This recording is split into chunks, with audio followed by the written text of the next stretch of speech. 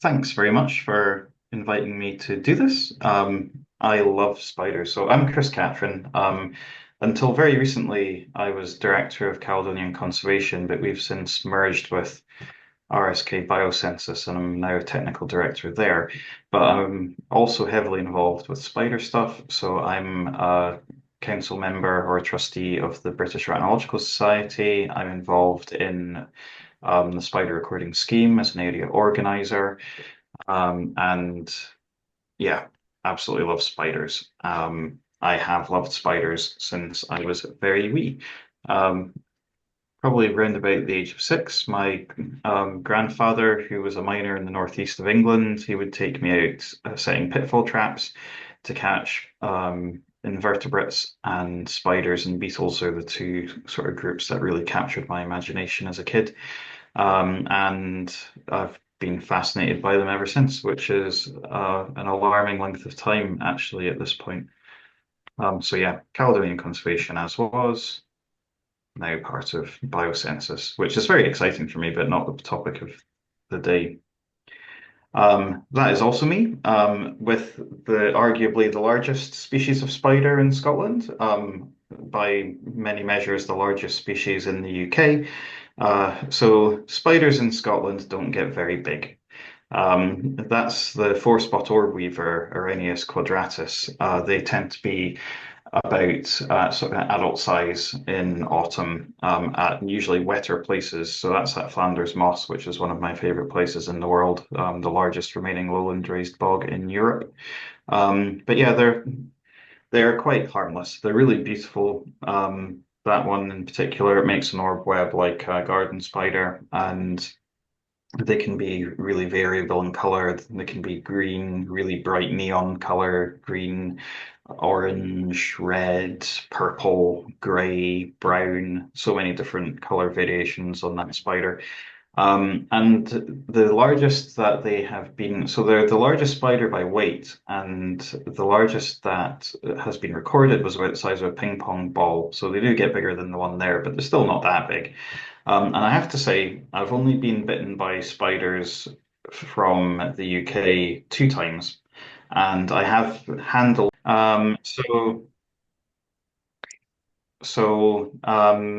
Yeah, I have been bitten by spiders in the UK twice, and one time was with one of these guys. I was actually showing a big female to my kids, and she did give me a bite, and it was a complete non-event, which was a really wonderful thing to be able to show my children. And in fairness, one of my sons did tell me off, saying that, like, of course she bit me. I was not being very kind to her by holding her. She'd be very scared, which is a very good point.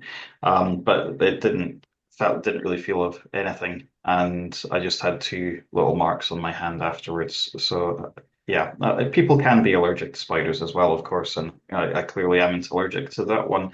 There's quite a variety of spider venom, though.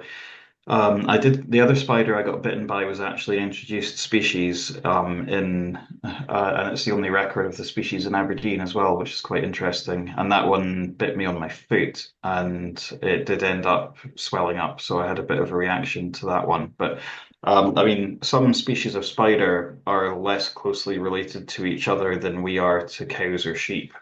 So they're really quite a diverse group. And so you wouldn't necessarily expect all their venom to be similar, I suppose. Anyway, off on a tangent.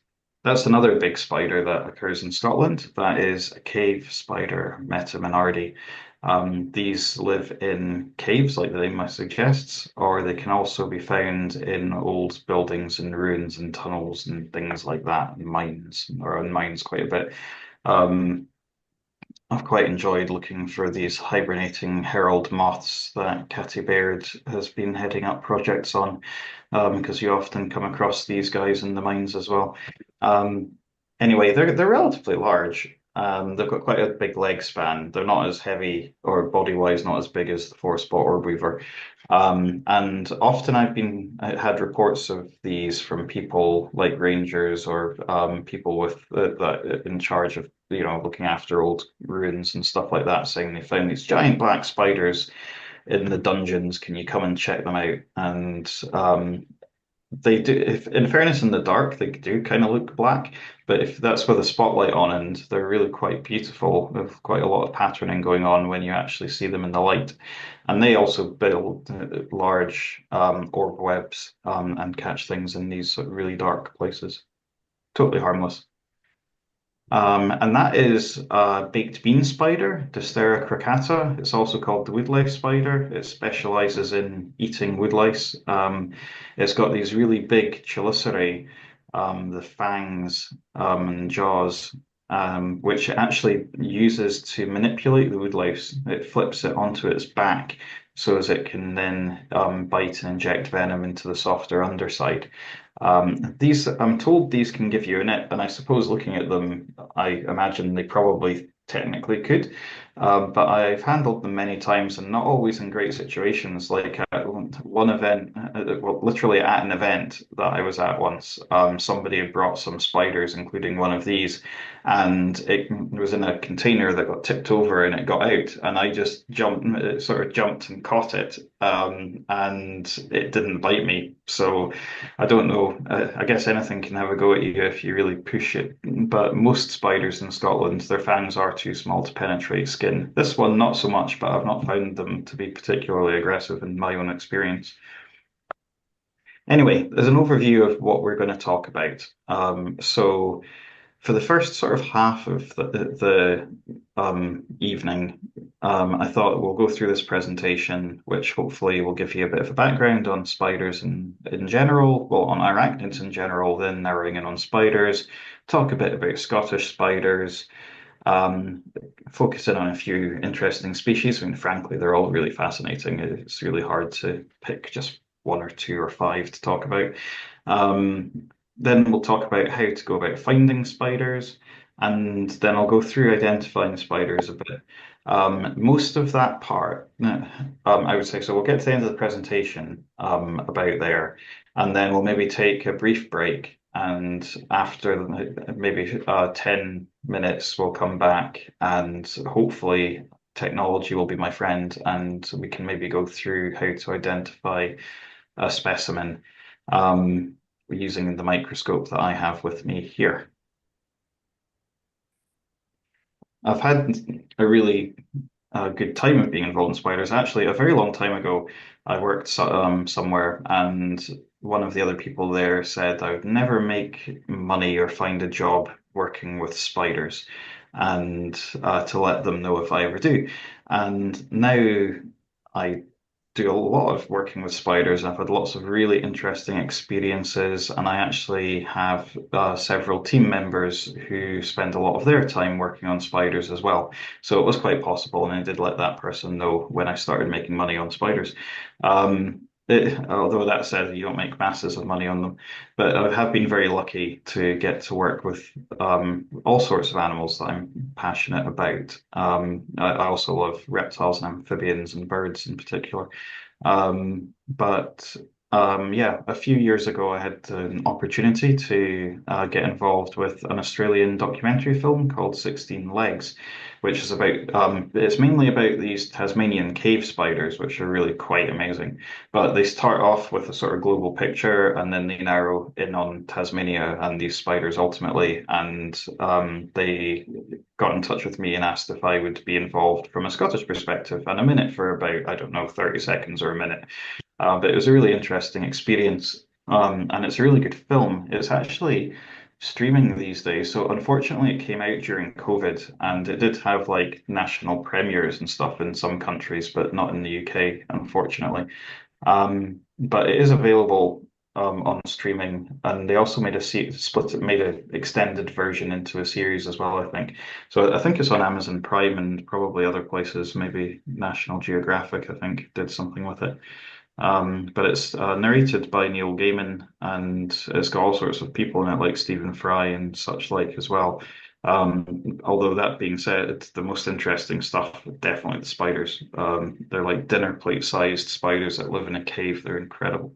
And there's other spiders too, and the caves are incredible. So I'd highly recommend giving that a look in. There are lots of different kinds of arachnids.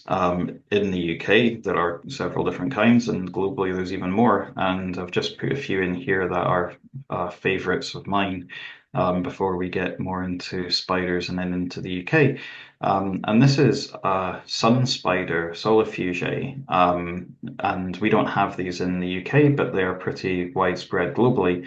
And I remember seeing a picture of these in a book when I would have been 6 or 7 and being thinking that is the coolest looking thing or one of the coolest looking things ever. I really hope to see one day.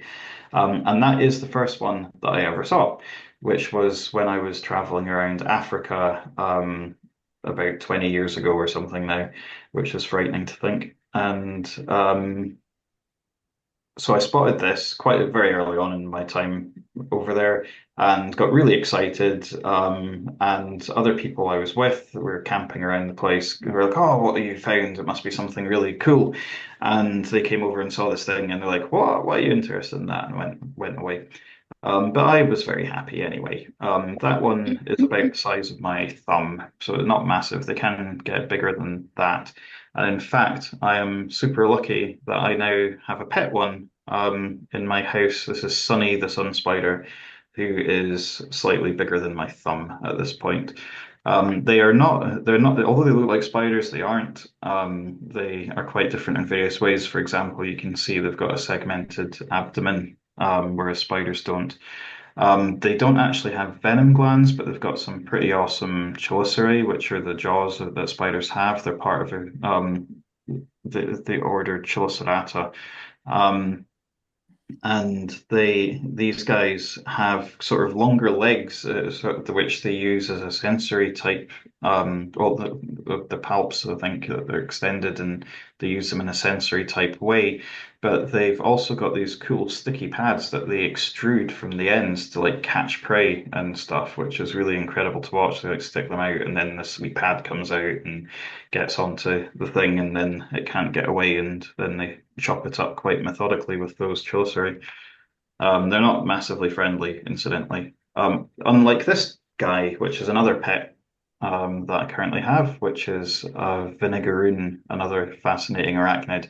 And I mean, I think these things all look really cool, but I can see an argument for this being a bit on the creepier side of wildlife. But they are so chill and friendly. They're quite happy just to sit in your hand and walk around, and they don't. I've never had any indication of aggression from Vinny. So quite a nice, cool pet, but they don't live here either, sadly. And scorpions. Sadly, Fluffy there is no longer with us. Got to the end of their life and died, but they were a rescue from a pet shop that closed down during lockdown, and quite a lot of strange beasts needed homes. But yeah, we don't have any scorpions in Scotland either, although they have become introduced in the south of England. I've also been lucky to get to do surveys in India, so just going around actually finding tarantulas during a survey is pretty awesome if you've grown up in Scotland. And this was one of this probably, frankly, my favorite thing that I think I've ever found doing a survey, which is a whip spider, and they're also quite harmless and chill as well, like the vinegaroon is. But to just pick up a stone and you find something like that is something else again if you've grown up in Scotland. Anyway, so there are quite a few different groups of arachnids, um, but these are the only four that we have in Scotland. So we've got acari, which are ticks and mites. We've got Araneae, which are spiders. We've got Apiliones, which are harvestmen, and we've got pseudoscorpions, which look like scorpions without tails and are very small and are top soil predators. So, like for context, I should have probably put a photo of this in. I'll maybe add it for the next time I do it. But I have had so pseudoscorpions disperse you by a method called foracy sometimes, which is where they like hold on to another animal and hitchhike on them basically. And I have had one of the largest species. I think it's the second largest species in the UK do that on my thumb, and I've got a photo of that. It's just holding on to my thumb with its claw, and it's quite a rare species actually, although I guess it's difficult to know how under-recorded they might be. But anyway, this thing is only like 5, 6, 7 millimeters long, so the biggest ones are still tiny. I think the biggest species in the UK, which is the only one that I've not seen, that's not true actually. There's two that I've not seen that are known from the UK. But one of them is the biggest one, and it's still only like less than a centimeter long, so pretty small. So arachnids, and we have spiders, Araneae, or sorry, arachnids in Scotland, harvestmen, pseudoscorpions, ticks, and mites. For spiders, they're somewhere around 670. I think there's more than that being found now in the UK, and there's over 440 known from Scotland. Harvestmen, there are 30 species known from the UK. I did double check this one. I think that's correct. And about 18 known from Scotland. Numbers change. There's a few species of harvestmen or things we've considered species that have been um, divided into multiple species recently. So in the past you'd think, or we thought they were easy to identify, and it turns out actually there are lots of cryptic species that have been grouped together. So that number is changing quite a lot just in terms of our better understanding of the taxonomy. But also, species are coming in from the continent increasingly into the south of England, and they do spread north pretty quick, often.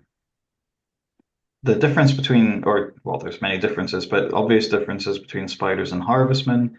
Um, Spiders have got two body parts, whereas harvestmen only have one.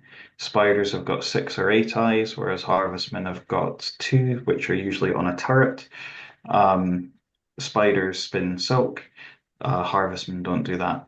Spiders have venom, and harvestmen don't have venom, but they are top predators. And I've seen harvestmen and wolf spiders of similar size meet each other in the wild, and it's often the harvestman who walks away from that. So they're pretty tough. And I doubt very much they can hurt you. I've never heard of anyone being hurt by a harvestman, but if you hold them, you can watch them going for you. They're chelicerae pinching at your skin, but they're so small that you don't really even feel it, or I don't feel it because I got terrible calluses on my fingers. But my kids aren't bothered by it, and their skin's obviously a lot more sensitive than mine. Um, they also release a defensive chemical when when they're bothered. But so in Brazil, I think the common name for harvestmen is stink fryer, which I think is brilliant. But the ones that we have in Scotland, it's effective. It doesn't have any more effect than a drop of water, and you can't smell it or anything. At least I certainly can't.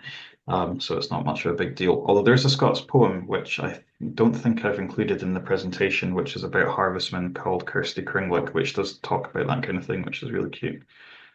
Um, Pseudoscorpions, we have about 27 known from the UK and 13 from Scotland, although much like with harvestmen, we're learning now that there are some things that well, for example, the most common species in Scotland is Neobysium carcinoides, and I have found Neobysium carcinoides everywhere. I found it in the seashore, in shingle. I found it in bogs. I found it 1,000 meters up on top of a Munro during a blizzard. It's in woodland and leaf litter. Um, yeah, not a massive surprise when I found a paper was published a few years ago in Germany, which found that it's actually a species complex over there with potentially as many as 24 species. Um, so yeah, it's a cryptic species. So we really have more, but we don't understand that fully.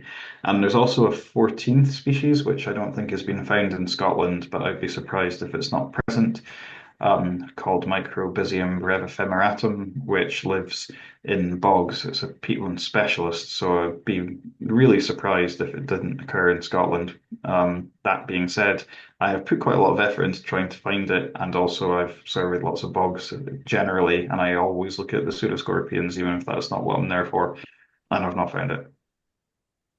Ticks and mites, there are loads of them.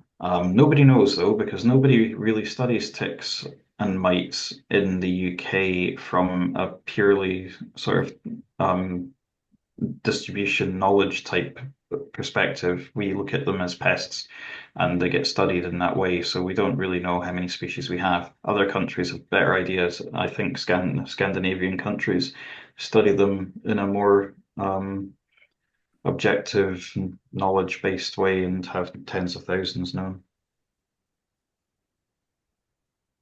So there's 27 families of spider in Scotland, 12 UK BAP species, although UK BAP has not really been a thing for my entire professional career, but people still refer to it.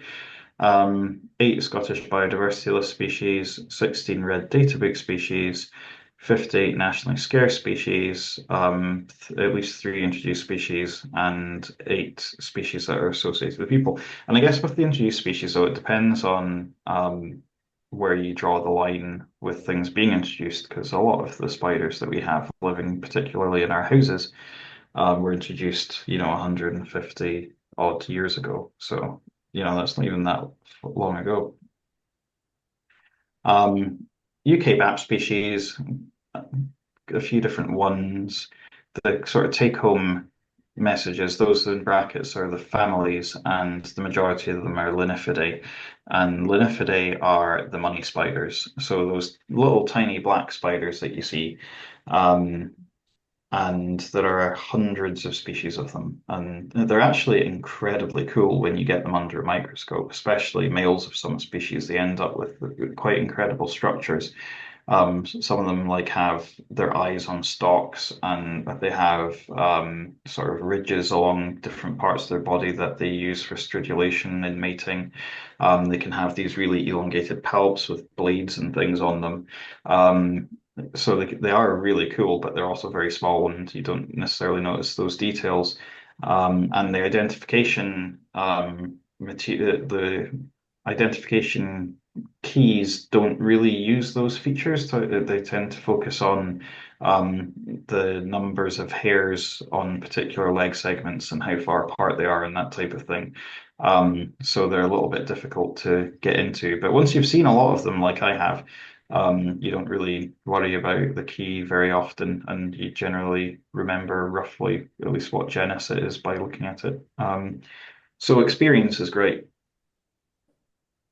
Should say as well, actually, there's not many linyphiids recorded elsewhere in the world. Like the most speciose group of spiders, I think, is jumping spiders globally. But in the UK, definitely Linyphidae are the most speciose group. But when I've been doing some of the work I've done in India over the last few years, I commented on that to other arachnologists I was working with over there, and they said that, oh, we just don't really have those. And then the first day that I was there in Mumbai, I looked down and saw one walking on the ground, and I pointed it out to them, and they said, "No, no, Chris, that's an ant." And said, "No, no, it's a spider." And they looked, and sure enough, it was a little linyphiid. So I do wonder how many of these things get overlooked because people are not expecting to see them. Um, but I get it, like, yeah, over time you get a good search image for spotting little spiders. And I guess that's more the case if you live in Scotland, where all the spiders are little. Scottish biodiversity list species which are relevant, and currently is what the biodiversity duty for public bodies is based on. So they should be thought about and taken into consideration. Um, they're quite different from the UK BAP list. Some of them I understand why they're on the list, and others, I don't know why they're not on, and there's occasionally ones that I don't know why are on. But yeah, it's not that many given we have 400 plus species. Um, we have special habitats in Scotland, which mean that we have species that don't tend to occur elsewhere in the UK, or even, well, yeah, the UK really. So we've got montane habitats, which can be really cool. You get some really wild, big money spiders up there, like 5 millimeter long beasts. Peatland, We have there's loads of really cool spiders that live in bogs. And Caledonian Forest as well is a fantastic place where we have some very special species, such as this one. This is the lichen running spider, Philodromus margaritatus. And that's a female on her eggs. These are pretty rare, although they're also pretty hard to find. And they hunt on trees. They don't make a web. They've got all these little hairs called scopulae on their legs that allow they're like branched at the ends and allow them to cling on to things really, really well. And they've got like twice as many as other spiders do in Scotland anyway. And they can change their color slightly as well to match background, so they're pretty cool predators.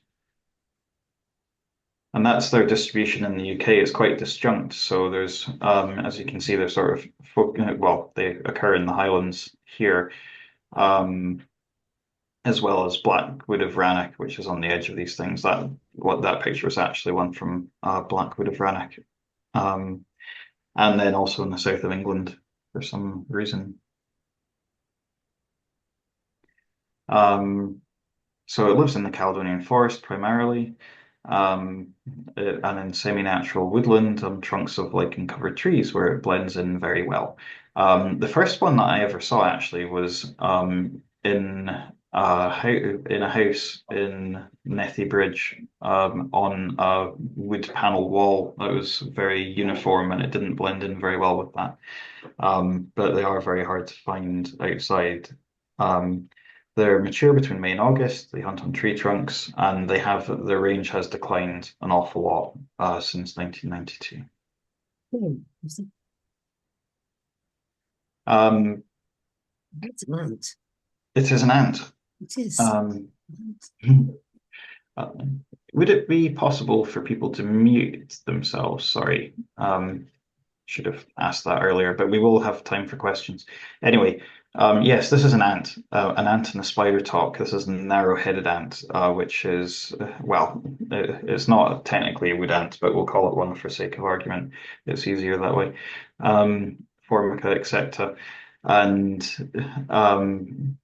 yeah, it's our rarest wood ant, and they're really cool.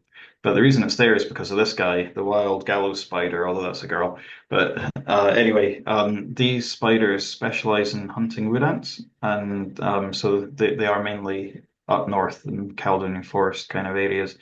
And they are, as you can see, they're quite a bit smaller than the ant. And what they do is they spin a web or like silk threads by one of the ant's commuting routes from a nest, so up a tree.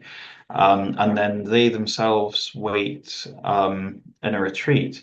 And when an ant goes over this tripwire, it swings out and it will hang from like an old broken branch where the web has been built on, away from the column of ants, and then the spider will come down and bite a soft spot in the ant's head and inject venom, which is, I guess, evolved to kill ants, and then it sucks the insides out of the ant's head.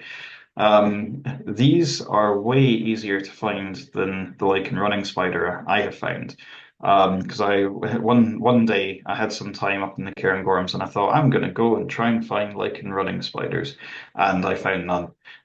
But I started to notice ants hanging from threads on like mainly little broken branches, dead branches on pine trees. And eventually I found a spider doing this very thing. Oh, this isn't a photo of that, and that's a photo taken by Mike Davidson, who's a far greater arachnologist than I am. Um, but yeah, I found one that was doing this very thing, sucking the guts out of an ant from its head. And I found several. Once I got my eye in, I found that they tended to be at particular aspects on the trees as well, and I found loads of them, and find them quite easily when they're present now. Um, so that's pretty cool. And I even found really wee ones like doing this, half the size of that spider, taking on ants, which is just pretty crazy. I mean, these ants, they've hurt me in the past.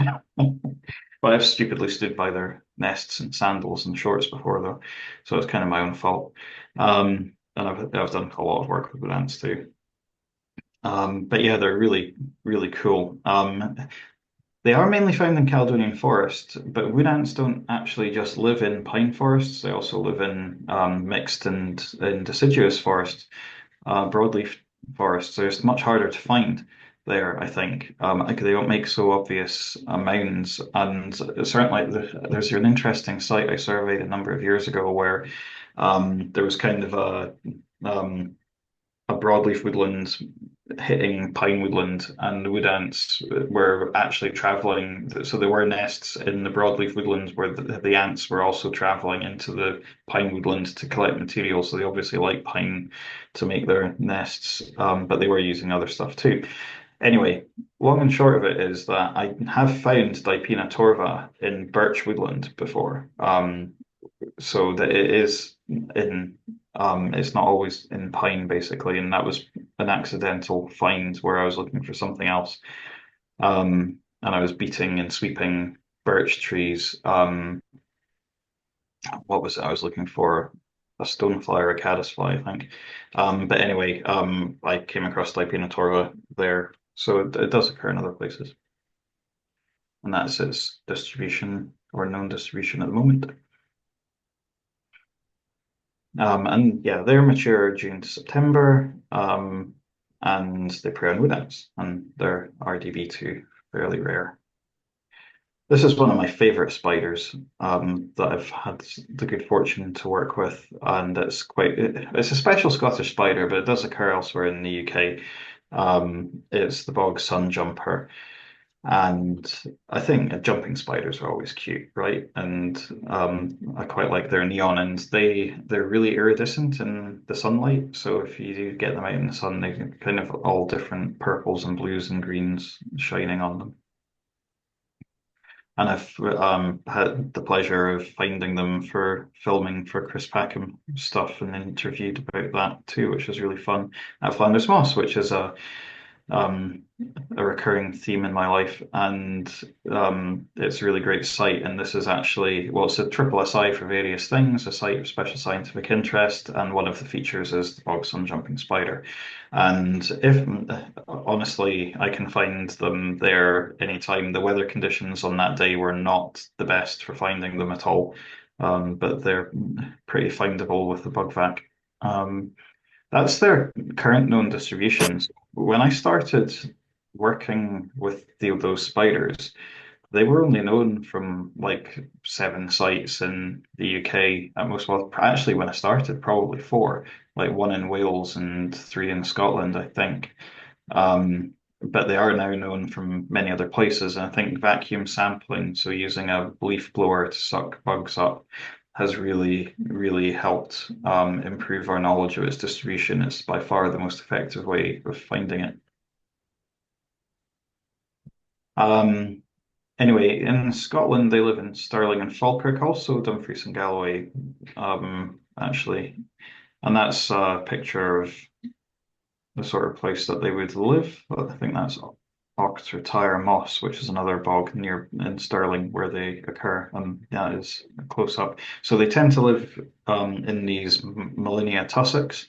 And when the weather is nice and sunny, they come out and tend to hunt on the wetter moss and catch their prey.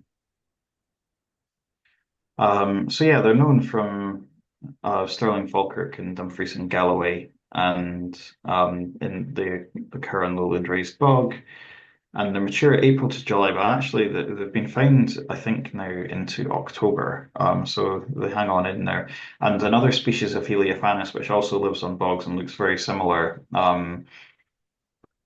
I found that overwintering in tussocks. So when I've taken it with permission, obviously taken a tussock from a bog and let it thaw out in the lab, and seen what's come out of it. And I found other Heliophanes, so it could well be that the damp fight is the same. I don't know.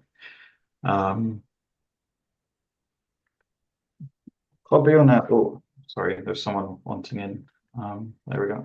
Clubiona subsultans is the Caledonian sac spider, and it's pretty cool. I love Clubiona spiders in general because with the exception of a couple, you can't really be sure which species you've found when you've got it with it before you get it under a microscope. And so it's always exciting to see which one. And none of them are super common, so it's always interesting.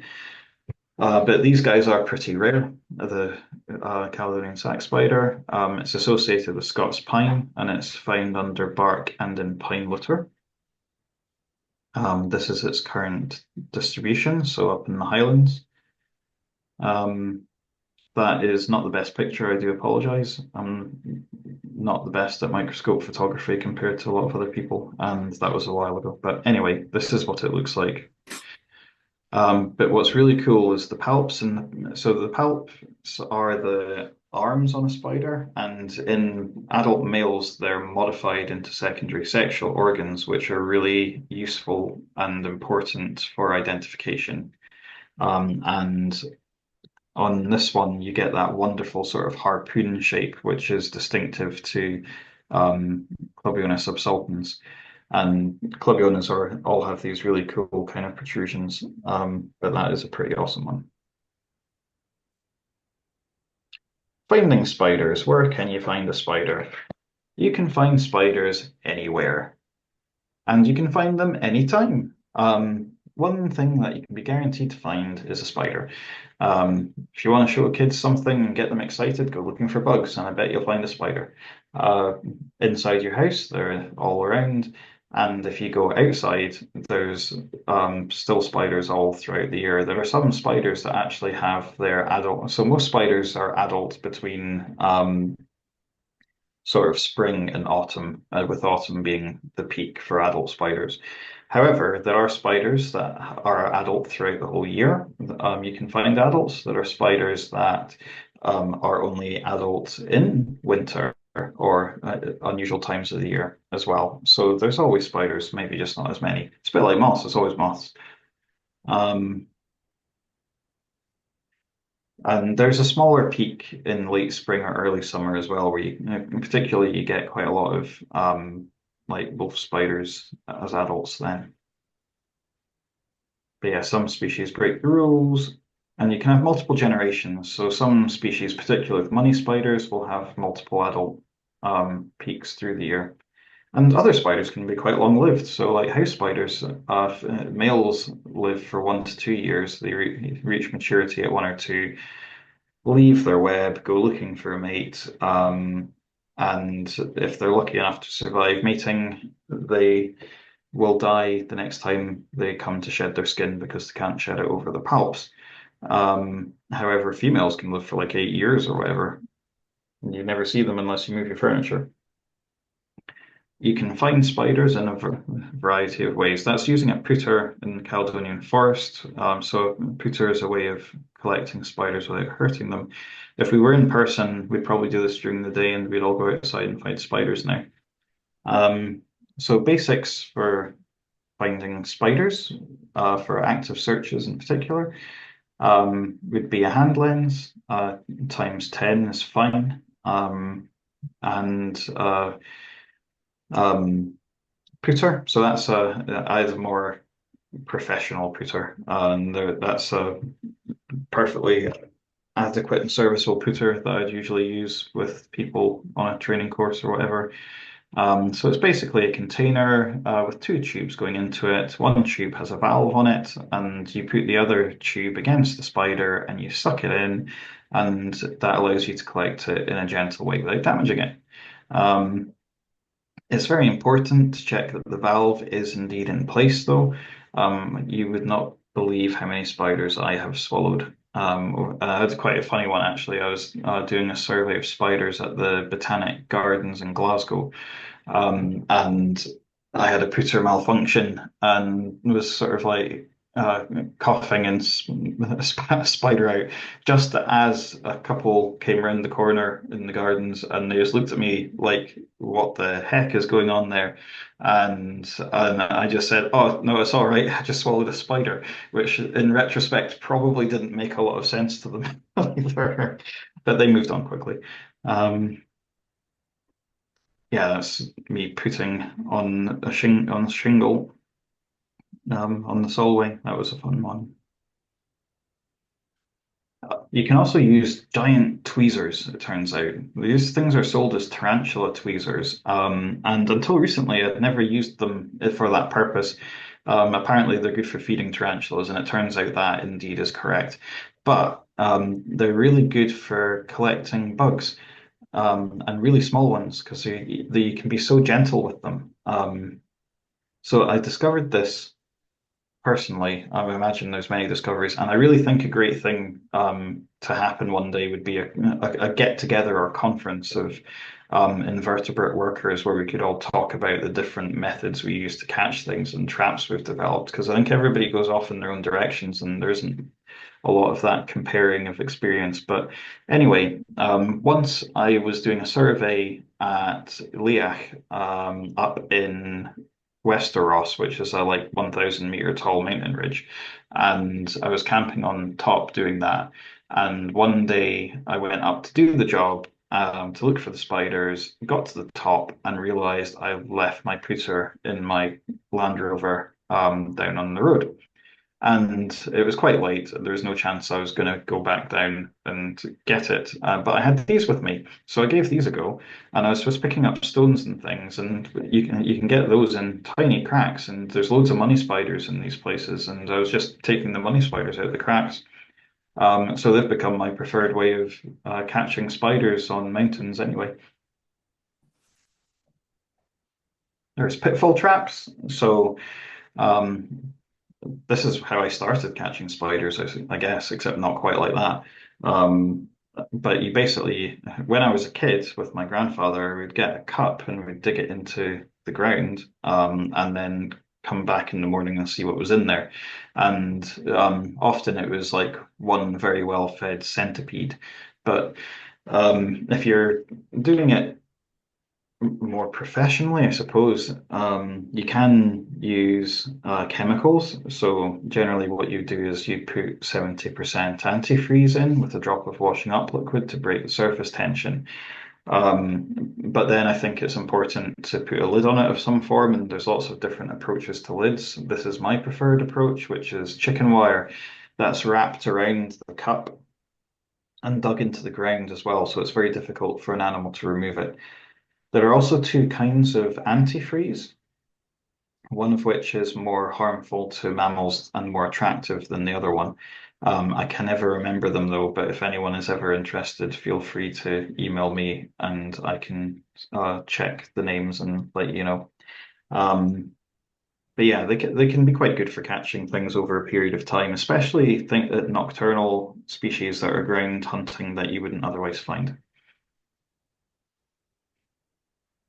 There's sweep netting. So this is my colleague Neil using a sweep net, which is a pretty robust net that you bash through vegetation. Bark traps. So this is a double layer of bubble wrap with black plastic or bin bag around the outside that you wrap around a tree.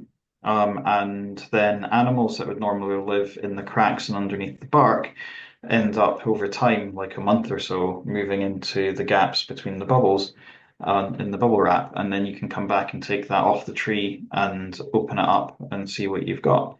You don't get a big diversity with that, but you do get some things that you don't find any other way, like these guys, that we've had most success finding them under bark traps. I also I've forgotten the species of moth. I'm terrible with names.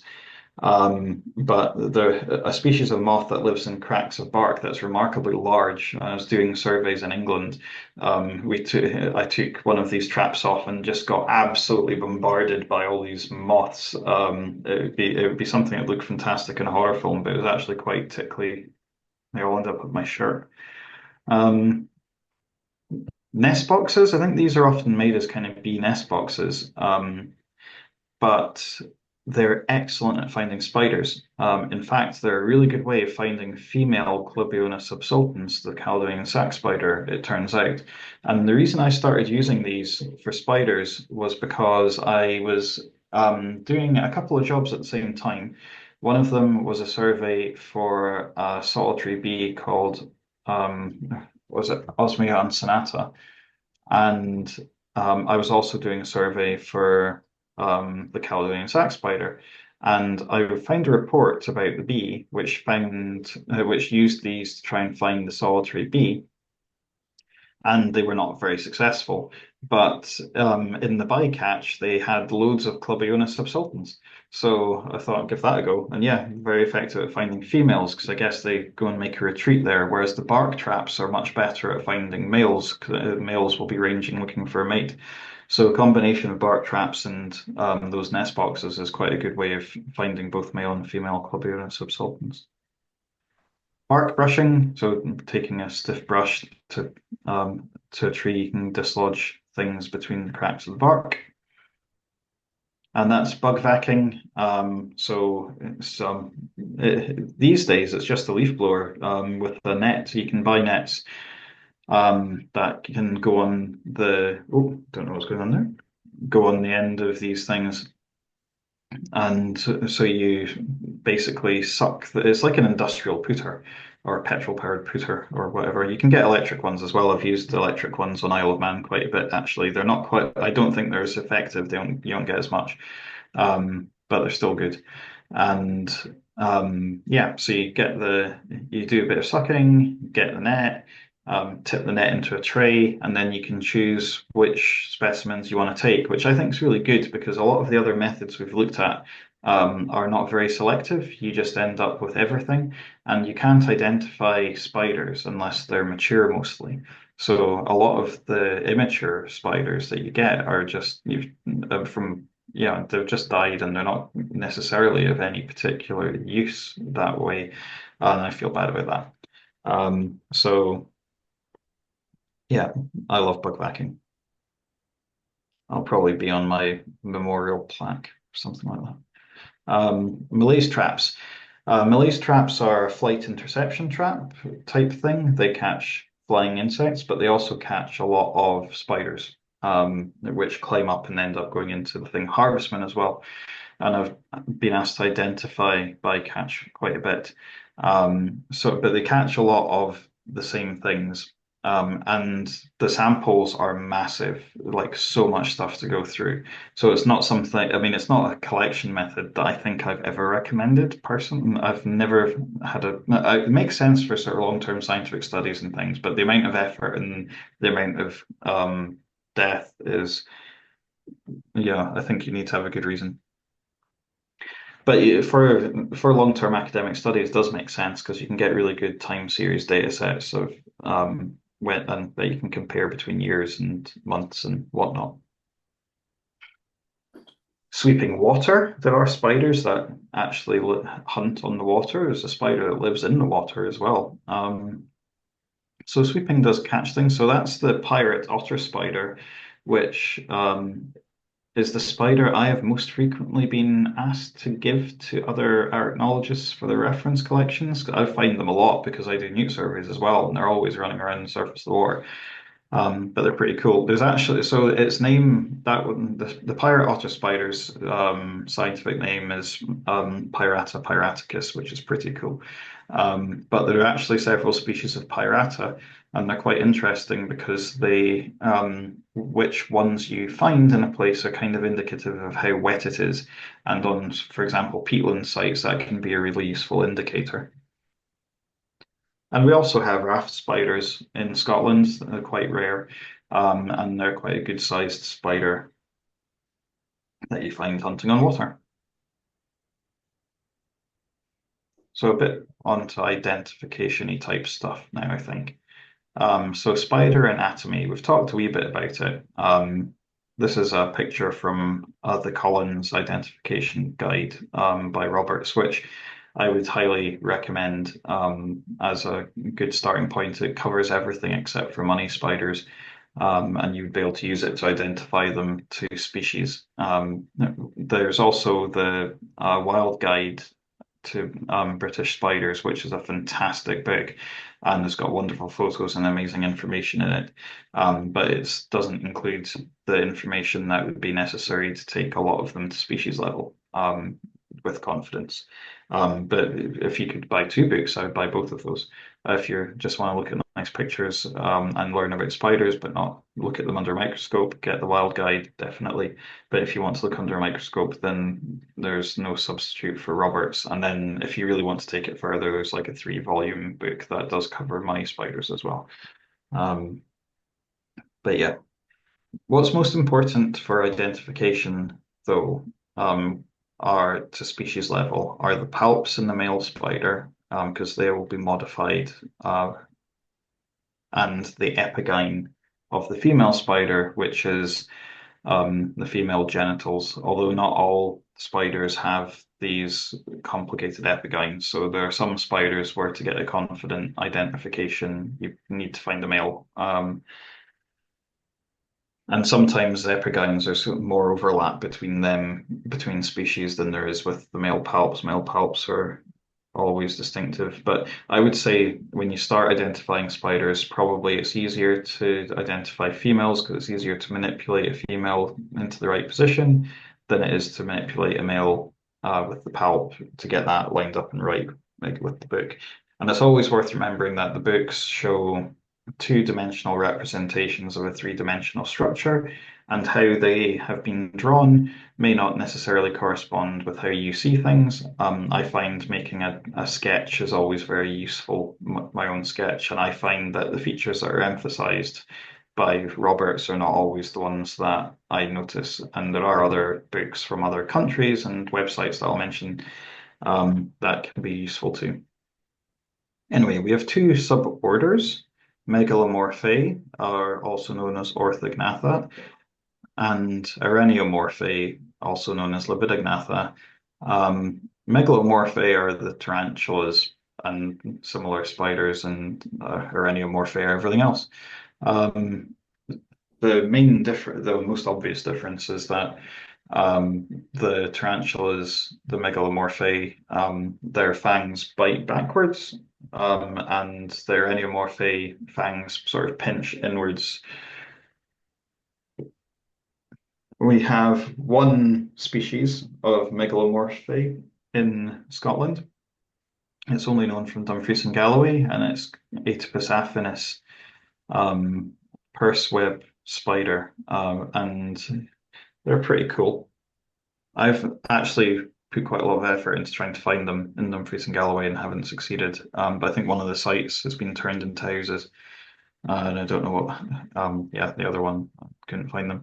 But that's a picture of one on my friend Nick's hand. So they're not massive, but they've got some pretty big chelicerae going on. I've not heard of anyone being bitten by them. Um, but they're quite hard to find, and that this is the web they make. Hopefully, it's you can make it out. It's often called a dirty finger because it is about the size and shape of a finger and covered in vegetation. And it's a silk tube that actually goes underground to like up to a meter. And the spider lives in this retreat, and when something walks over the top, it detects the vibrations, comes charging up, and it bites through the web and pulls the prey into the retreat. So tuning forks can be a good way of attracting some spiders. If you touch them to their webs, they think they've caught something. Electric toothbrushes also work. And I've done that with these guys, and all I saw were these black fangs spiking through, trying to bite the tuning fork. The spider stayed inside the retreat anyway. Males have to leave to find mates, of course. We've got 32 families of Araneomorphae in the UK and 27 in Scotland. The red ones are the ones we don't have. Something that's often missed out in identification guides and stuff are the webs, although there's some good pictures and things in that wild guide that I mentioned now, including, I think, at least one of mine. But yeah, you can get a lot of information from a web. So there's two different kinds of orb webs, and I can tell at least which family each one belongs to. So there's two different families of orb weavers there. the top one are the Araneae, which are like the garden spiders, garden cross spider, or that four-spot orb weaver. And below that is a tetragnatha or a stretch jaw spider or long-jawed spider web. And the key difference is at the center. So the like garden spider webs have this mess of silk in the middle, whereas the long-jawed spiders bite the center silk out and have a hole, and they actually often sit there with four of their legs across the hole. But they both make retreats too, so they're not always on their webs. But just from looking at the web, you can sort of narrow down what kind of spider you've got. Same sort of here as well. Oh, yeah, I don't know why that picture is there, but this picture does the job. Two different kinds of sort of tunnel retreat webs. So we've got a lace weaver and a Amarobiid web, which is this kind of fluffy blue silk. They've got this cribbolate. They've got an extra organ which allows them to make this fluffy silk. And beneath that is a Segestria web, which has all the Amarobid web is kind of that bluey silk and more messy, whereas the Segestria one tends to have the sort of neat spokes coming out.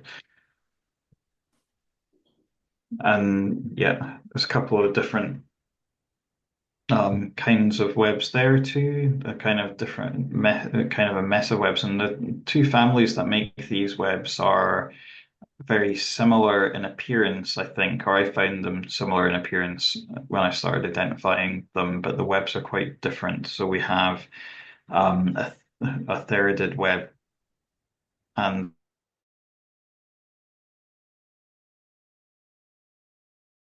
also more hammocky.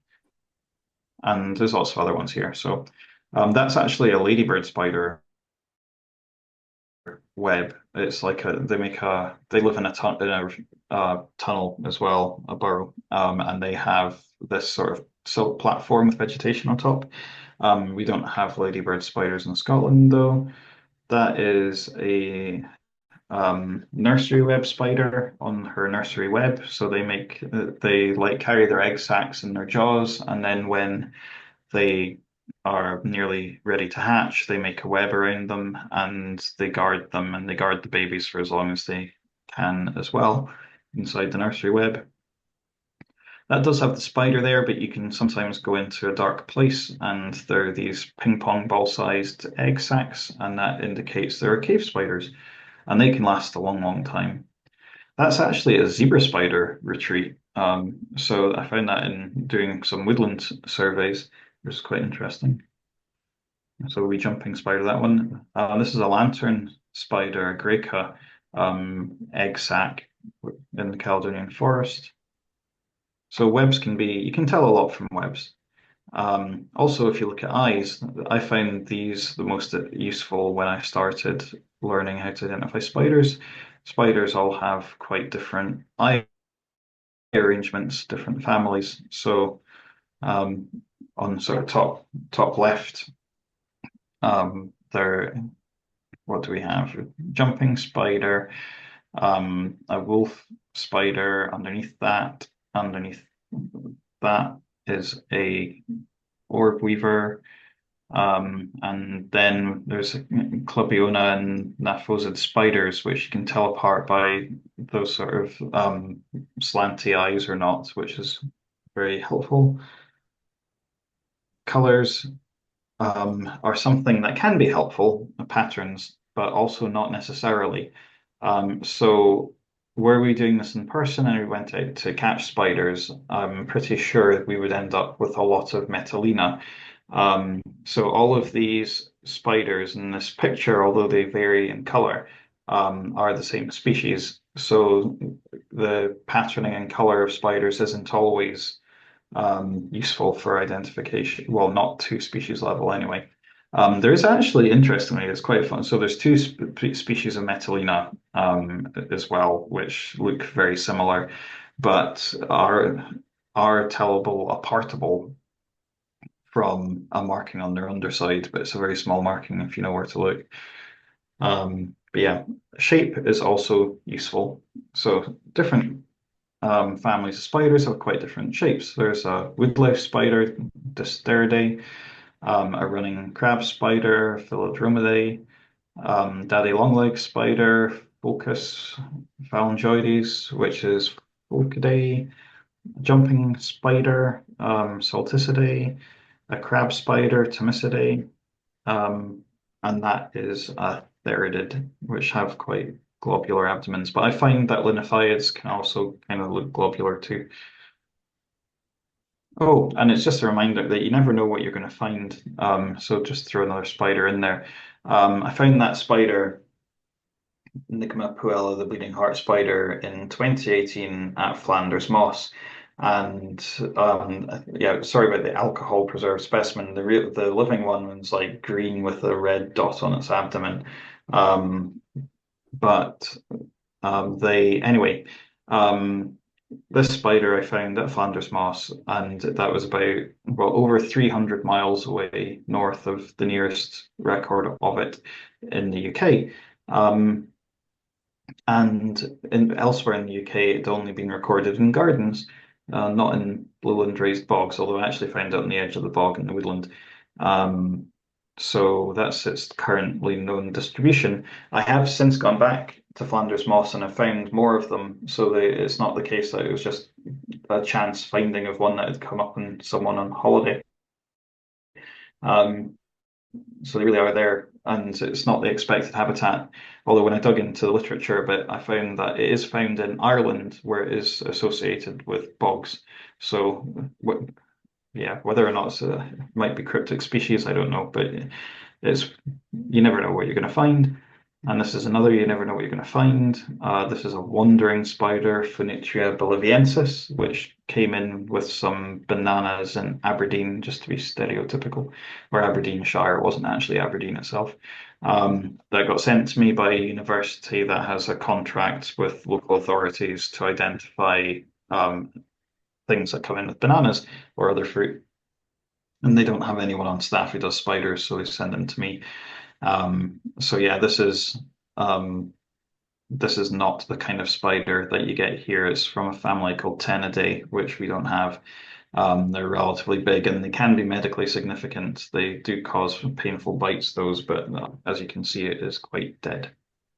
What was quite interesting about it, though, was when trying to identify it, and I worked with another guy called Stuart Longhorn, who's much better on tropical spiders than I am. There wasn't a proper description and there wasn't a type specimen. So this has ended up being published as a paper that is in the World Spider Catalogue as one of the definitive papers on how to identify this type of spider. And I find it quite funny that so it's the spider is from somewhere in Central America. But the sort of currently definitive paper on identifying it is based on a specimen that turned up in Aberdeenshire. Um, but the world is a funny place. And for identifying spiders, you can do use a hand lens to a certain degree. But to get things to species, you really need a setup with a microscope, a binocular microscope, up to sort of um, times 90 to 100 magnification to cover most species, and you need a bunch of books. That is my spare room. I'm actually in my office just now, though, so it doesn't look quite like that. So a hand lens is good. Stereo microscope is ideal. You need to think about the lighting. You could have a fantastic microscope and rubbish lighting and not really be able to identify anything. Forceps and mounted needles, paper and pencil for your sketching, Petri dishes, a reference collection of preserved spiders, ideally. So you can, you identify your spiders, get somebody like me to verify them, and then you've got a specimen you can keep to compare others against that you're confident in.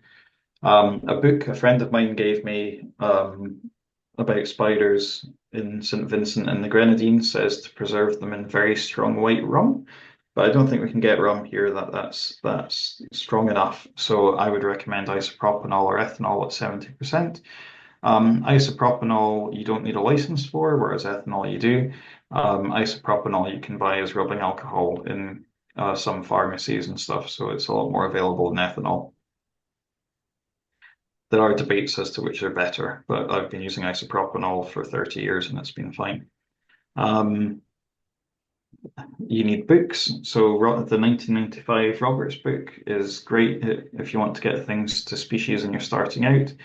The 1993 is a three-volume set, which you need if you want to cover money spiders. But I wouldn't, yeah, unless you're very keen, maybe wait on the money spiders a bit. Although they are very cool. There's also an online key called Spiders of Europe, which is fantastic, and it has the pictures of the different drawings and photographs from different publications. So you can compare them and you'll see the variation in what different people pick out as key features. The only thing about it, though, is it does cover all of Europe. So it's got a lot of species that we do not have here. So it's possible to go off on sort of if, the wrong route if you're not very familiar with spiders, but it's definitely a fantastic resource. And once you've identified them, you should definitely record them. Um, Twik is a place you can record things, also spider recording scheme. Um, but the important thing is that your record goes somewhere, and you would record the genus, maybe species, depends what you're confident with. Don't go beyond, don't identify beyond your confidence. Where, so grid reference, location, name, habitat. When, the date. Who recorded it? So you, presumably. Voucher specimens, so keep a specimen, especially if it's something unexpected or rare or difficult to identify. So it might be good to get that checked by someone and verified. Um, and yeah, you record with local record centres like TWIC or the British Archaeological Society Spider Recording Scheme. And it's worth checking the scheme website out. There's lots of really good information there. Um, like about habitat and distribution and seasonality and stuff. Which yeah, takes us to identifying spiders, more or less. So that's the same picture as earlier. And before we do that, though, we shall have a break. I know I need one. And just to say, some of the photos that I've had up there were taken by Nick Nimbus, who has an Instagram account and makes calendars and things like that, if you're interested. So yeah, I don't know what time it is. Slightly late. So would it be okay if we took a 10-minute break? Is that okay with people? Mhm. And then I think we should have time to go through identifying, assuming the technology works, at least one spider after that, within time. Yes, that's perfect. Thank you. So, Cool. yeah, we can meet back at 6:25. And we're going to just grab a cup of Yeah, tea. come back at 6:25. Cool. See you momentarily.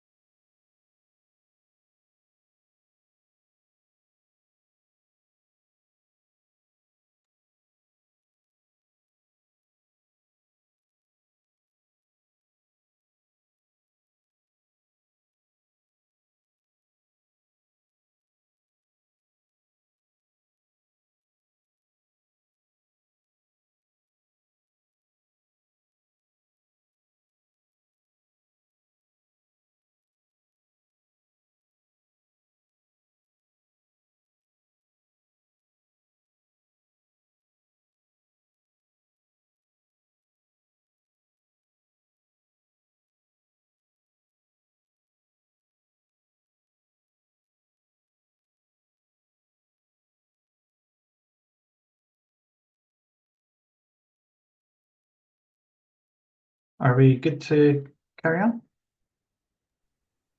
Yes, yes, yeah, Cool. it's good. Hopefully everyone's back and Right. everyone's Let me share my screen. Oh, weird messages popping up.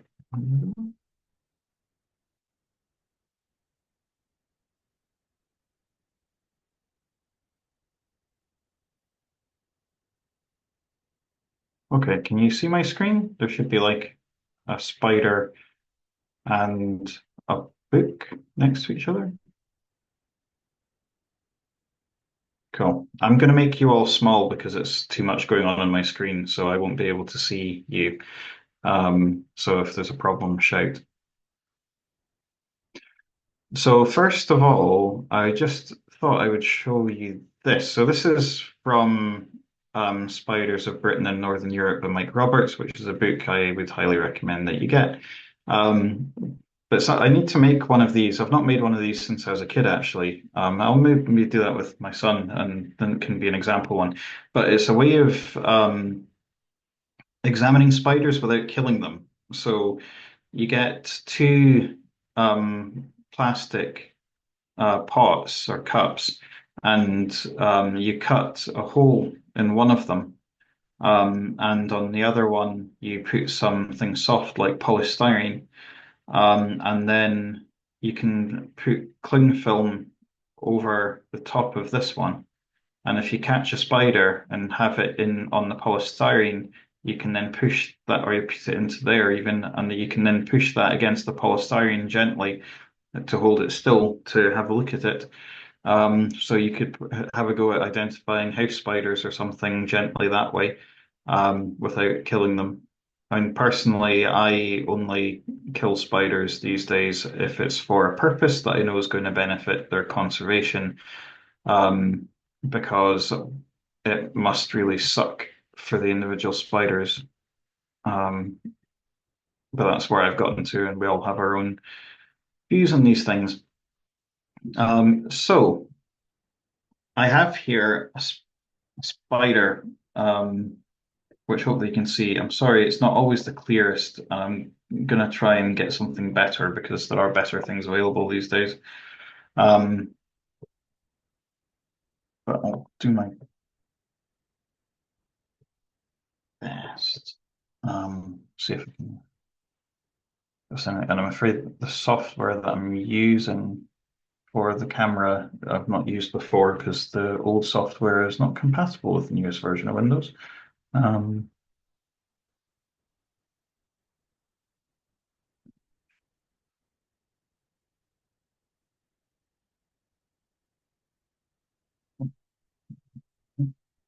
oh, sorry about that. I don't know what's going on there.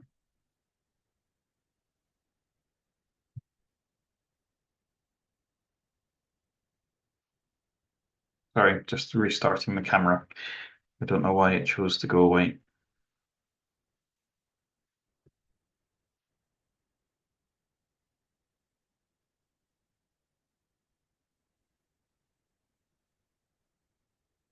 This is back. I hope it's back for everyone. Um,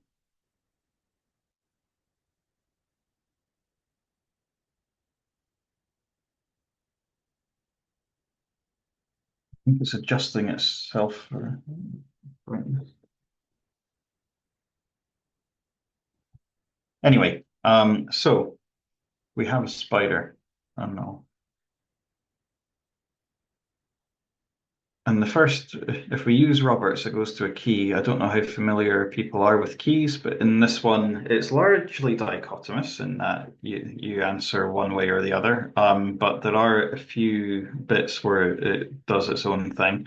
Um, so the first thing to do is basically decide if you've got a mature spider or not, and if it's a male or a female. So the first question is the tarsus of palp not swollen or modified in any way. So this would be the palp here, and what we're looking at is whether or not there's any swelling like a boxing glove on the end. And then the other, so in our case, I would say that's no. But if it was swollen, then we would say, ah, yeah, well, that's a male, but it's not. So that we know that our specimen is either a juvenile spider or an adult female.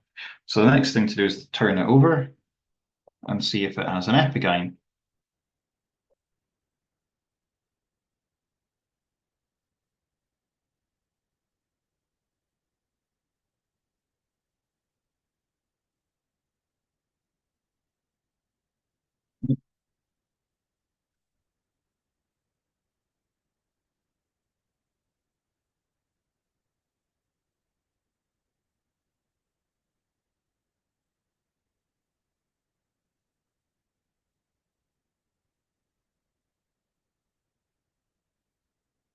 So hopefully you can see that they've got this little bit here on the underside of the abdomen, which is hardened with structures, and that is the epigyne. So we know that we have an adult female. So we know that we're trying to identify an adult female spider, and we should have a good chance of managing that. So we need to keep that in mind for later. Then we'd go on to the key to family, sorry, the family key. Oh no, we have to do what it is first. I think, oh no, what is the family key anyway? Sorry. I've actually, other than in training courses, I've never used this book for the key because by the time this book was published, I was already had learned spider families well enough and a lot of genesis as well. But it is really good. It would have made my life a lot easier when I was a kid. Um, so, family key. Are the Chaucerae massive, projecting forwards about as long as the carapace?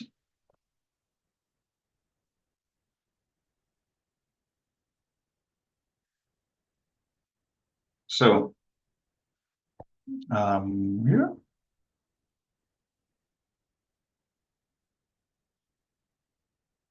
these are our Chaucerae.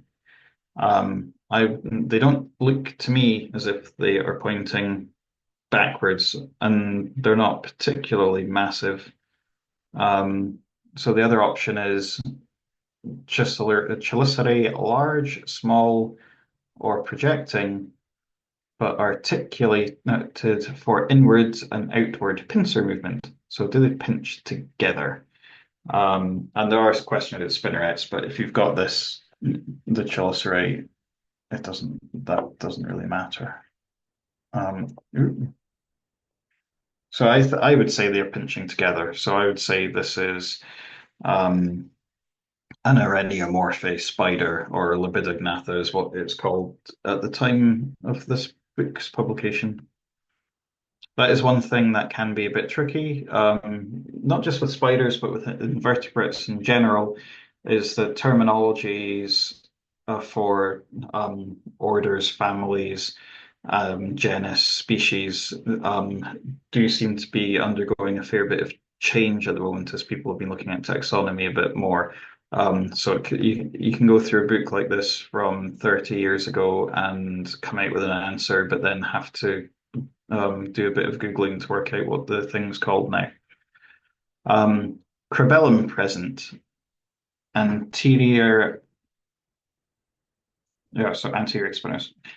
Does it have a cribellum is what it's asking, and it's then saying female with calamistrum on metatarsus 4, which is an organ that's associated with cribellate spiders. So if it doesn't have a cribellum, it's not going to have a calamistrum. So let's have a look.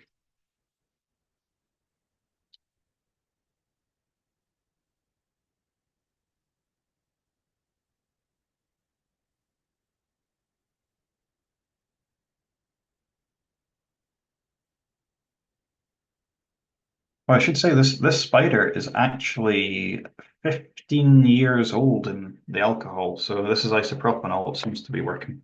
And it's been used by a lot of people to learn how to identify spiders. Anyway, so there's the spinnerets, and we're looking for a structure called the cribellum, which would be in this area. And there are no structures there, so there's not a cribellum. The cribellum is one of these things that it really, I can tell you it's a really obvious thing, and it is a really obvious thing, but until you've seen it, you'll be like, oh, I don't know if I've seen it or not. If you do go looking at spiders, so like if we were in person and we had like a day, I would show you some spiders with cribellums. We don't have that opportunity in this workshop. But if you do go out looking for spiders, then Amarobius spiders, the window lace weavers that you get with the blue fluffy silk, they're cribbolate spiders. The cribbolate silk is the fluffy blue silk. They make that with their cribellum and calamistrum. So if you wanted to look at a cribellum, catch yourself an Amarobius spider. Or I imagine the internet does these things these days too. There's nothing quite like looking at a spider yourself. Um, So anyway, we don't have one, I would say here. So where do we go now? Is that number 7?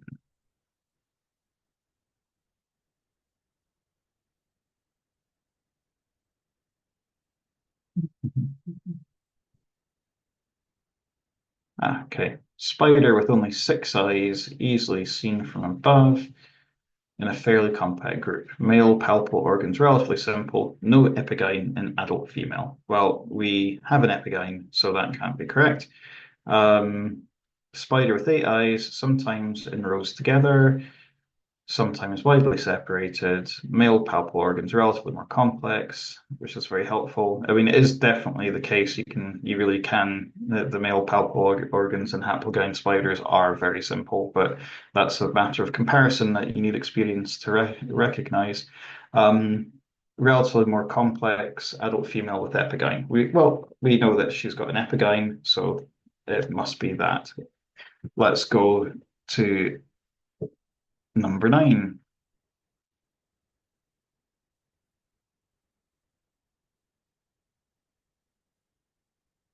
Now, here we have a gigantic one where the key is not dichotomous anymore. There are a lot of options in this, and it can catch people out, as I've learned over the years. So, what you have to do here is compare your spider to the various descriptions, and there are several of them. So, there's 9A, 9B, 9C, D, E, F, G, H, I, J, K, L. Yeah. So there's several pages of descriptions, and something I've noticed over the years is a lot of people get to the end of page 1 and think they have to pick one that they've seen on those up to that point, and then go off on some wild magical goose chase thing, mystery tour of the book. So there are several pages of options. So let's see if we can have a look at what our spider looks like.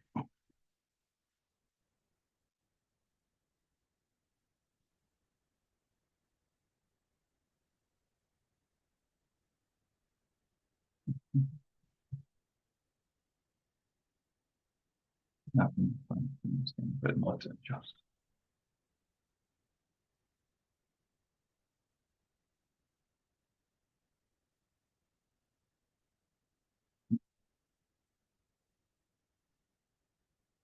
Okie dokie.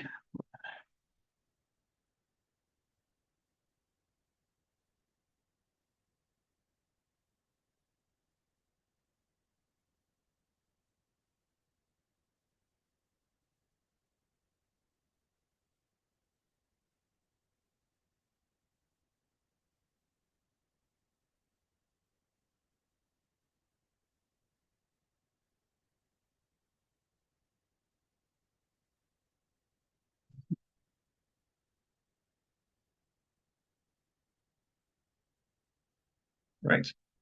Hopefully we can have a look.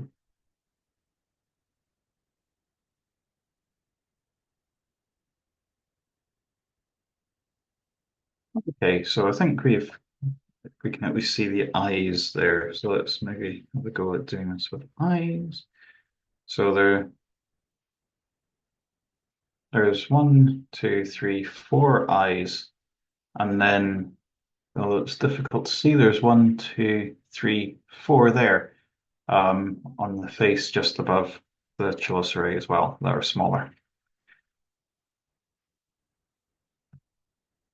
So it's not this not arranged like that. That's a jumping spider. Um, we did see the spinnerets earlier when we were looking for the cribellum, and they weren't arranged in a row like that, and there were no tracheal spiracles. It's not a cool spiky dude, the link spider. Um, the spinners didn't look at all like that. And the eye arrangement is different because we've got the four big eyes like that and four little ones down there.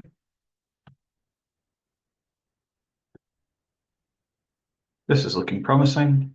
So this has got four big eyes on the top and smaller ones here, the small four at the front.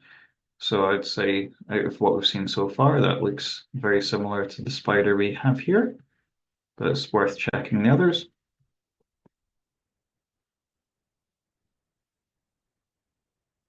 So it's not really like that. This is similar, but the top eyes are a lot smaller than what we've got here. That's not quite the same, but definitely similar.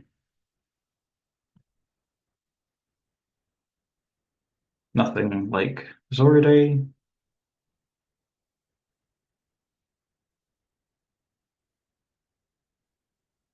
Um, this is the water spider. I'll just let you know it wasn't found in water.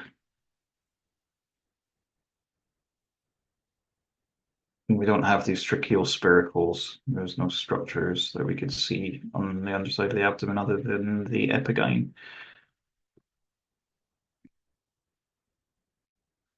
It doesn't really look like this at all, I would say. It's a lot more robust and it doesn't really have a globular abdomen like that coming over its back.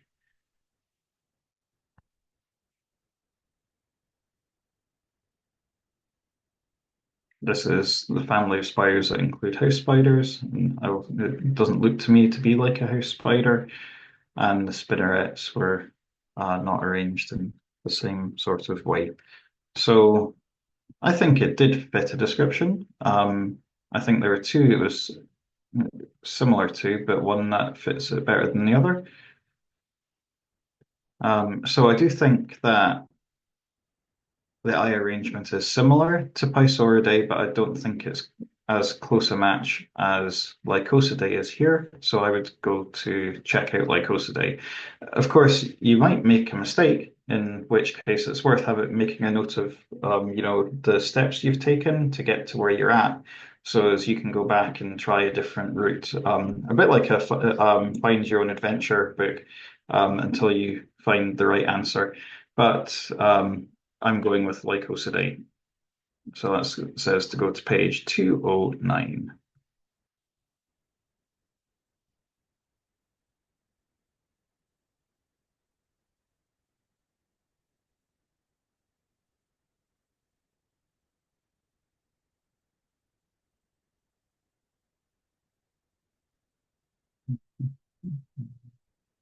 Oh, gone too far.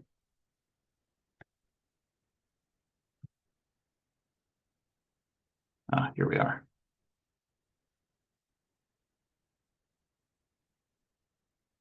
So at the start of each family section, the book tells you a bit about the families, which is fun to read. So Lycosidae are wolf spiders, and the females carry their egg sac attached to their spinnerets. In fact, the egg sacs could be different colors depending on the species. I've not seen anything that actually describes which go with which, but it's pretty cool. And then when the babies hatch, the mother carries them around on her abdomen for a while and actually gives them water through the abdomen. That's really wonderful. You've probably seen it, but it's really, really cool. Anyway, After the blurb about the family, you get a key to the genre. So,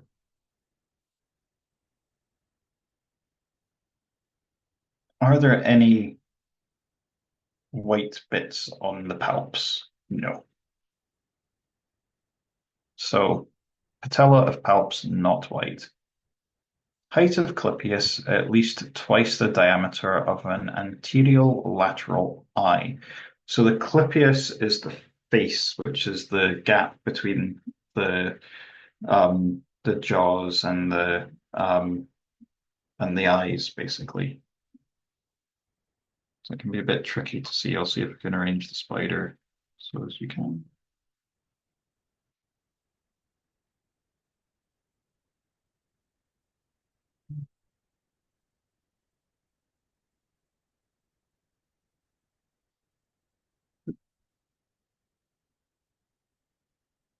Would work if it would adjust.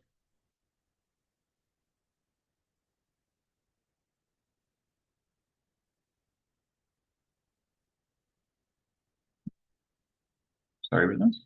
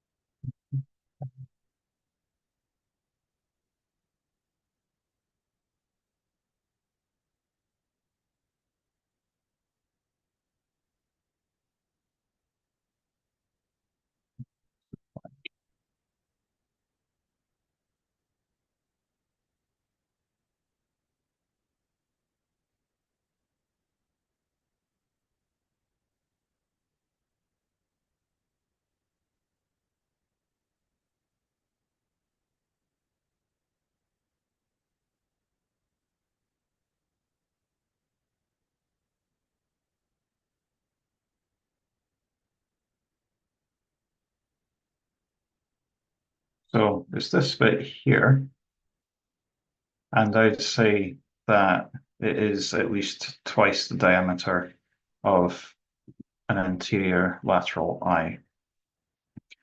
Um, Another thing to note is kind of the shape, um, but we will get to that in a second anyway, because I think that's the next question. So we go to number 3, and this head viewed from in front with almost vertical sides, and then it's talking about different leg lengths as well, which you can check if you're not sure too, but um, get her.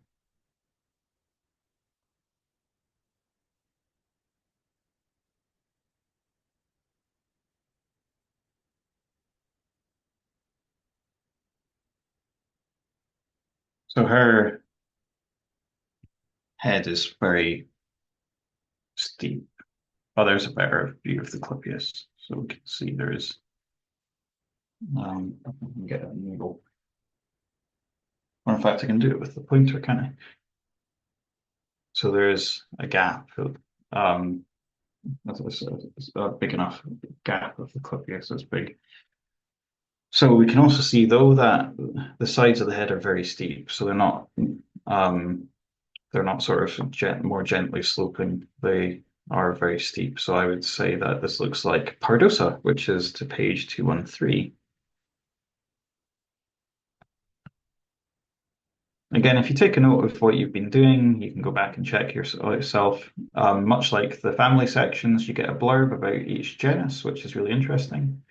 Um, and when you get to the genus section, it becomes a case of comparing the epigyne or the palps to what you've got, generally speaking. There are some exceptions, but most of the time, this is what needs to be done. So I'll try and get her back on our back so we can see her epigyne.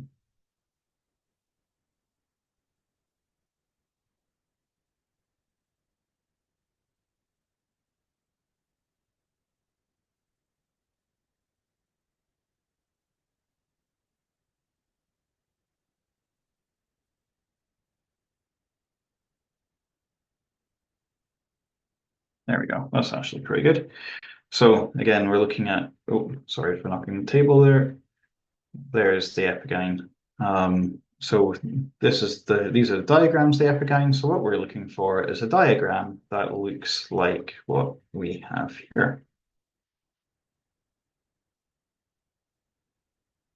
So I wouldn't say these particularly look like it, although there are similarities. And it looks a bit, I think for me, what really stands out are the sort of darker and more well-defined edges here, and also funny, like, I don't know, shieldy type shape. Um, but you can see the hint of them going out and round as well. So it looks a little bit like Pardosa monticola, but I'm not convinced. I don't think there's sort of these sharper bits coming in, and I think this is pinched more and carries on a bit further. So I'll carry on looking at others. Don't think it looks much like Pardosa palustris or anything like Pardosa bifasciata. Not so much like Pardosa palata, although this is a very common species that you find a lot. And actually, the one we've got here is probably the next most common. Not so much like that. I think these ones are quite interesting for me. They are quite different because they have, to me, it looks like two sort of components to them, whereas this to me looks like a singular component. It's not the truth. They both have two components to them, really, but it's just how it looks to me, I suppose. No, I don't think it looks much like that. Although this looks pretty good. I think this is a promising candidate. It has the same sort of darker bits going on and this sort of pinched bit. And then these, you can just make out these structures here.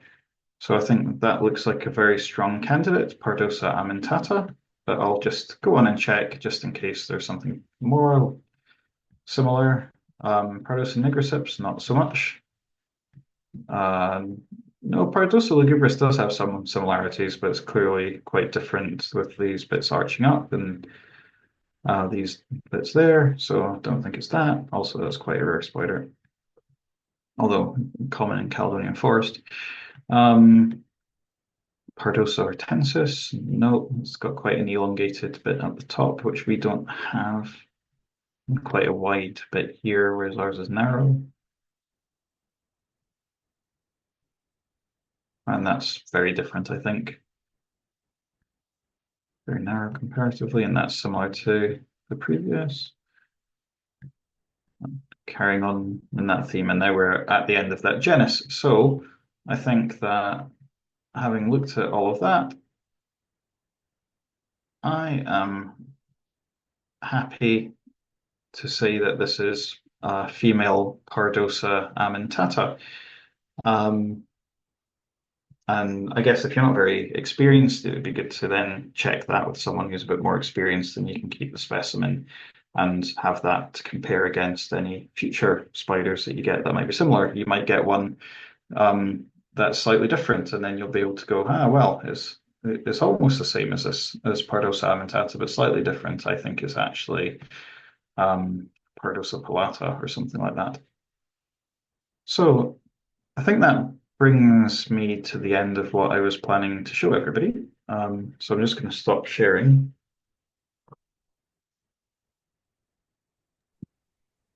Thank you. So, That was really fascinating. I think all of us enjoyed it, especially, at least personally, I haven't used to seeing spiders so close under a magnifier and microscope before. well, I hope it worked okay. Yeah, so I think so. Yeah, thank you. And I know it can be hard when you're trying to show everything on the screen. I think that was really well done. Cool. Does anyone have any questions about anything?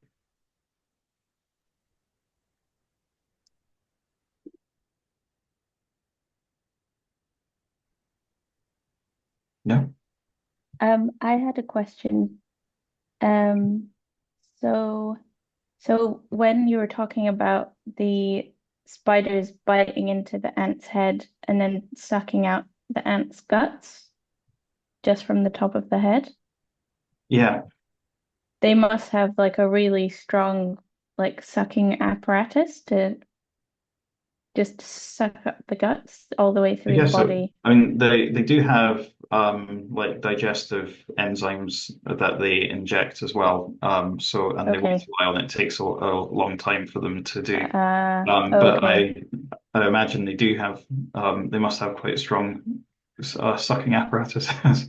So do they turn it to liquid first with the enzymes? It like breaks it down and then They they suck begin it to out. digest it, yeah, when it's still Okay. inside the ant. I mean, a lot of it's liquid anyway. But yeah, um, Okay. And do they suck out everything from the ant, like the legs, just the whole thing and just leave the there's yeah, shell? as much as will come out. Yeah, Okay, cool. Thank you. there is a really good book on spider biology actually. Although there's not a lot. It's a very small book, is the thing too. Like it's by a guy called Wolf, I think. And the new editions come out, but they're not very well studied in terms of their biology and how they work. But there's lots of really Mm, interesting things going on if you're interested in mm. that type of thing. Yeah, because what do they use? Like are they just using their mouth parts? I'm honestly not sure. I yeah, I don't know. I think it might be related to their stomach and stuff, but yeah, I don't Mm, know. So I would just be okay, speculating. cool. Thank you.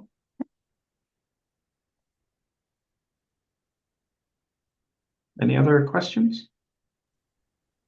Okay, I have a question. So with I think it was the black and white one, you showed us that you only got them in the north and then right and the south. And I was wondering how much of that distribution is just due to sampling bias or just people not having a look around. If you're confident that those sorts of maps are realistic, or if it's simply that we haven't got many people looking for spiders. Yeah, it's an interesting question. So that was Philodromus margaritatus, the lake and running spider, and it does have a very disjunct distribution. Actually, the narrow-headed ant has a similar distribution, although it has gone extinct and then it's not, and then it is again, and stuff in the south of England. So I don't really know is the answer. There's definitely so like I don't know what the case is for that spider. I think it does appear that there is a different there is something there in its distribution that suggests it's more common in the north and in the south. However, I do feel that it is the case that spiders overall are underrecorded, and that's particularly true the further you get away from population centers. And if you look at a distribution map of records of spiders, it does tend to match to where, like, if you look at a distribution map of records of spiders and of records of spider recorders, they're very similar. And then there's other areas that are very well known. So the Cairngorms is a real hotspot for biological recording and has been for a very long time. It's where like Victorian naturalists would go on holiday to look at things. So even though there may not be a lot of people in some areas, if they're popular destinations for holidaying naturalists, then you get a lot of records there too. So I'm pretty sure that does make a difference to distribution maps. Other people would have different opinions, so who knows? Okay. Thanks. Thanks. Okay. Any other questions? Hi, where I can watch the recording?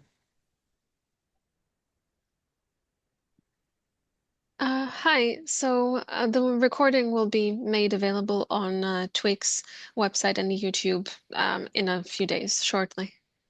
Okay, thank you. Thank you.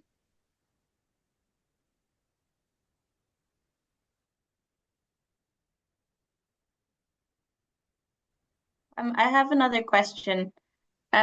Sometimes when you see like a field after like in the morning after there's been lots of dew overnight, and you see like thousands of spider webs in the grass or like in the heather. Would they wouldn't have just been made in a single night. They would have been made over a longer period of time, and that's why there's so many. So a lot of the webs will be there for a longer period of time. Yeah. And spiders obviously get eaten. They're very popular with birds. And their webs will carry on persisting for longer. But there are also quite a few spiders that do rebuild their webs every night and then dismantle them during the day, and vice versa. There's ones that make them during the day and dismantle them at nighttime. So it just depends on the spider. So yeah, not all of them will have been made overnight, but Okay. some of them will have been. Okay, cool. Thank you.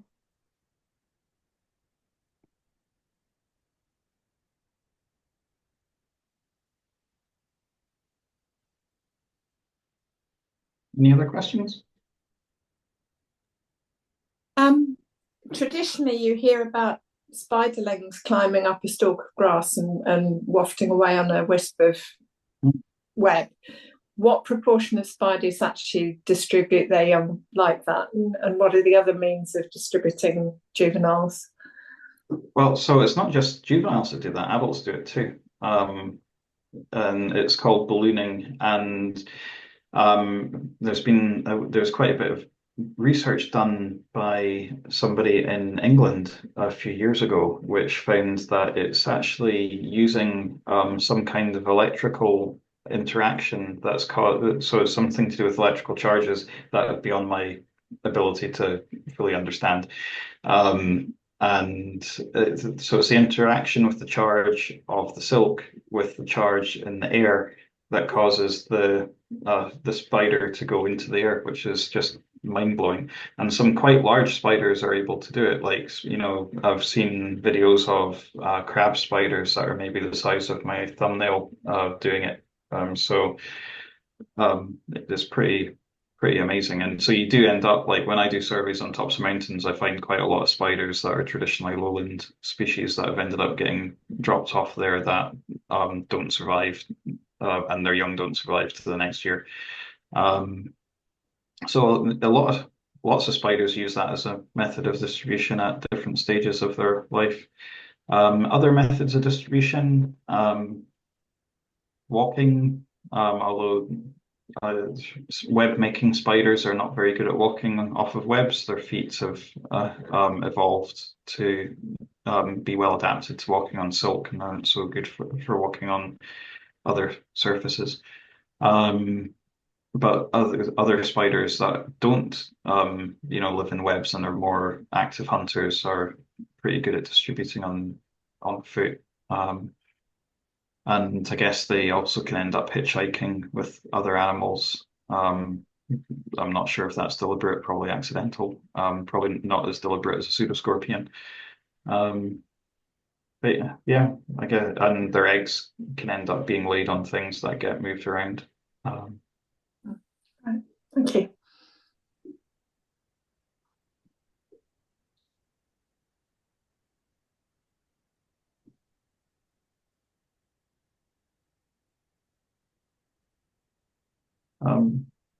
Any other questions?